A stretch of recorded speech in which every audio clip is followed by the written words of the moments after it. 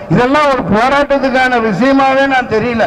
ஏன்னா இப்பதான் நாங்கெல்லாம் என்ன இவரு நம்ம கௌதமன் வந்திருக்காப்புல தமிழ் பேர் முண்டக்கா முண்டக்கா கணக்கா முண்டக்கான்னு ஏதாவது சொல்லி வைக்காதப்பா. 2-3 நாள்ல வாங்கி தாரோம். இவங்களை இங்கிருந்து அழகா பத்திரமா ஏசி வண்டியில அவங்க வீட்டுக்கு கூட்டு போகணும். சரியா? இது ஒரு பெரிய பிரச்சனை. தமிழ்நாட்டுல தமிழ் வாதாடுறதுல இதுல என்ன பிரச்சனை இருக்கு? ஆங்கிலமும் வாதாடுறவங்க வாதாடிக்கிட்டோம், தமிழ் தாய்மொழியில வாதாடுறவங்க வாதிக்கிட்டோம்.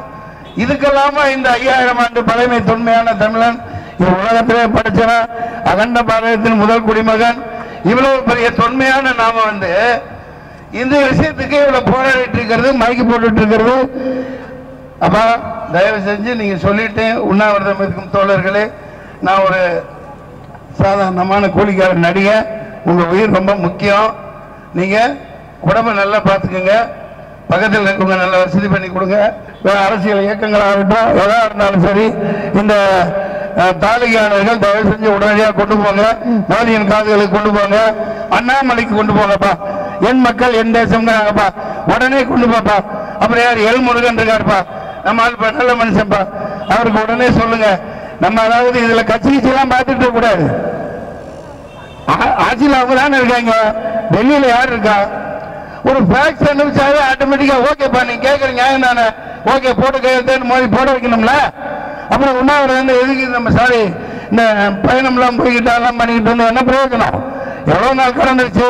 ஓகே, நம்ம இனிமேல் உயர் நீதிமன்றத்தில் நல்ல தமிழ் கேட்கலாம். நான் நினைச்சேன் ராஜரத்னம் ஸ்டேடியம் உள்ள நல்ல பெருசா பெட்டெல்லாம் போட்டு பெரிய ஏசி போட்டு நம்ம கலைஞரை யாரும் இது பண்ணாங்கல்ல, 2 பக்கம் ஏசிலாம் வச்சுக்கிட்டு கூட எல்லாம் வச்சுக்கிட்டு அந்த மாதிரி பண்ணி கொடுத்துருப்பாங்கன்னு பார்த்தேன். கடைசி பார்த்தா ரோட்டாரத்தில் போட்டு விட்டாங்க. அது ஒரு நாள் இருக்கிறதே ரொம்ப கஷ்டம். எனக்கு 1 மணி நேரமே நம்ம உண்பாத்திரம் போகாம இருக்க முடியல, ரொம்ப கஷ்டமா இருக்குது. இவங்க எப்படி இப்படி படுத்திருக்காங்க இந்த வெயிலன்னு தெரியல. 4 ஏசி வண்டி நிற்கும். அப்புறம் எங்களுக்கே அந்த வசதி பண்ணி தரையில உரிமைக்காக போராடுறவங்களுக்கு இப்ப இந்த காலத்துல பண்ணக்கூடாதா? உடனே பண்ணுங்க. கர்நாடகாவில் எத்தனை பேர் இருக்கீங்க கூப்பிடுங்க, அவங்க பண்ணி தராட்டி நம்ம வண்டி போடுவோம். ஏப்பா நமக்கு யாரும் பணக்காரங்களே இல்லையா தெரிஞ்சவங்க? ரொம்ப கொடுமையா இருக்குங்க. நியாயத்துக்காக போராடுறாங்க, நல்ல விஷயம்.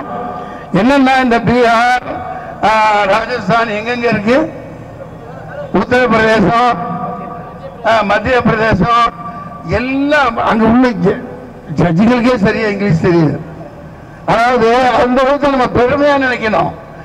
அதுக்கு சொல்லல, ஸ்காலர்ஸ் ரொம்ப ரொம்ப ஜென்யூனான பயங்கரமான ஹைஜீனிக்கான ஒரு, அதுக்கு என்ன சொல்றது எனக்கு, அதாவது நம்ம என்ன வேணாலும் இங்கிலீஷ் பேசிக்கலாம். அந்த சட்ட சொற்கள்லாம் இருக்கு பாருங்க, அடிச்சு விடுவாங்க பாருங்க, நமக்கு ஒண்ணுமே புரியாது. ஏதோ திருவிழாவில் காண போன மாதிரி அந்த நம்ம வழக்கறிஞர் வாதாடையில பல ஜட்ஜிங்க அந்த வேற ஸ்டேட்டுக்கார ஜட்ஜிங்கெல்லாம் பேன்னு பார்த்துட்டு இருப்பாங்க. காரணம் அவங்களுக்கு ஒண்ணுமே புரியல. அதுல அப்படி ஒரு சூழ்நிலை இருக்கிறதுனால தமிழில் கண்டிப்பா அதை முன்னுதாரணமா காட்டணும்னு அவசியமே இல்லை. நீங்க எதுவும் வழக்கு போட வேண்டிய அவசியமே இல்லை. டெல்லியிலே அந்த முடிவு தான் எடுத்தாங்க. உடனடியாக மாநில அரசு முதல்வர் அவர்கள் கோரிக்கை வச்சு அதை மறுபடியும் ஒரு கப்பாஸ் பண்ணி அனுப்புங்க. ஆமா, ஜனாதிபதி என்ன அவரு மோடி உடனே சைன் பண்ணி ஆமா நம்ம போடுமான்னு போன் பண்ண அவர் ஆபீஸ்ல இருந்து உடனே போட்டு அனுப்ப போறாங்க. இதெல்லாம் ஒரு போராட்டத்துக்கான விஷயமாவே நான் தெரியல. ஏன்னா இப்பதான் நாங்கெல்லாம் என்ன இவரு நம்ம கௌதமன் வந்திருக்காப்புல தமிழ் பேர் முண்டக்கா முண்டக்கா கணக்கா முண்டக்கான்னு ஏதாவது சொல்லி வைக்காதப்பா. 2-3 நாள்ல வாங்கி தாரோம். இவங்களை இங்கிருந்து அழகா பத்திரமா ஏசி வண்டியில அவங்க வீட்டுக்கு கூட்டு போகணும். சரியா? இது ஒரு பெரிய பிரச்சனை. தமிழ்நாட்டுல தமிழ் வாதாடுறதுல இதுல என்ன பிரச்சனை இருக்கு? ஆங்கிலமும் வாதாடுறவங்க வாதாடிக்கிட்டோம், தமிழ் தாய்மொழியில வாதாடுறவங்க வாதிக்கிட்டோம். இதுக்கெல்லாம இந்த 5000 ஆண்டு பழமை தொன்மையான தமிழன் உலகத்திலே படிச்சனா அகண்ட பாரதத்தின் முதல் குடிமகன் இவ்வளவு பெரிய தொன்மையான நாம இந்த விஷயத்துக்கு இவ்வளவு போராடிட்டு இருக்கிறது, மைக்கு போட்டுட்டு இருக்கிறது. அப்பா தயவு செஞ்சு நீங்க சொல்லிட்டு உண்ணாவிரதம் இருக்கும் தோழர்களே, நான் ஒரு சாதாரணமான கூலிக்கார நடிகை. உங்க உயிர் ரொம்ப முக்கியம். நீங்க உடம்பை நல்லா பார்த்துக்கோங்க. பக்கத்தில் இருக்கவங்க நல்லா வசதி பண்ணி கொடுங்க. திரும்ப திரும்ப இதைத்தான் சொல்லுகிறேன். அரசியல் இயக்கங்களாகட்டும் எதா இருந்தாலும் சரி, இந்த தாலிகானவர்கள் தயவு செஞ்சு உடனடியாக கொண்டு போங்க. மோதியின் காதுகளுக்கு கொண்டு போங்க, அண்ணாமலைக்கு கொண்டு போங்கப்பா. என் மக்கள் என் தேசம்ங்கிறாங்கப்பா, உடனே கொண்டு பாப்பா. அப்புறம் யார் எல் முருகன் இருக்காருப்பா, நம்ம ஆள் நல்ல மனுஷன்ப்பா, அவருக்கு உடனே சொல்லுங்க. நம்ம அதாவது இதுல கட்சி எல்லாம் பார்த்துட்டு கூடாது. ஆட்சியில் அவங்க தானே இருக்காங்க, டெல்லியில யார் இருக்கா? ஒரு ஃபேக்ஸ் அனுப்பிச்சாவே ஆட்டோமேட்டிக்கா ஓகேப்பா, நீங்க கேட்கற நியாயம் தானே, ஓகே போட்டு கையெழுத்து மோதி போட வைக்கணும்ல. அப்புறம் உண்ணாவிரதம் வந்து எதுக்கு நம்ம சாரி இந்த பயணம்லாம் போய்கிட்டு எல்லாம் பண்ணிக்கிட்டு வந்து என்ன பிரயோஜனம்? எவ்வளவு நாள் கடந்துருச்சு. ஓகே, நம்ம இனிமேல் உயர் நீதிமன்றத்தில் நல்ல தமிழ் கேட்கலாம். பாவேந்தன் ஐயா பெருஞ்சித்திரனார் அவர்கள் எவ்வளோ ஆயுசு முழுக்க போராடிட்டு போயிட்டாங்க. நிச்சயமான இது நிறைய பேர் இருக்கீங்க, தூங்கிட்டு நல்லா உறங்குங்க. ஆனால் சாப்பிட முடியாது, தண்ணியோட குடிக்கிறது இல்லையா? தண்ணி குடிக்கலாமா? நன்றி நன்றி. இதில் அதிகமாக நம்ம போராட்டம்னு இந்த அளவுக்கு கொண்டு வரதே தவறான விஷயங்கள், காவல்துறை புரிஞ்சுக்கணும்.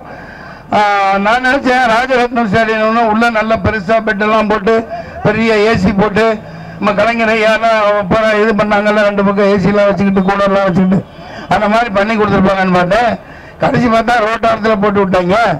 அது ஒரு நாள் இருக்கிறதே ரொம்ப கஷ்டம். எனக்கு 1 மணி நேரமே நம்ம பாத்ரூம் போகாமல் இருக்க முடியல, ரொம்ப கஷ்டமா இருக்குது. இவங்க எப்படி இப்படி படுத்திருக்காங்க இந்த வெயிலன்னு தெரியல.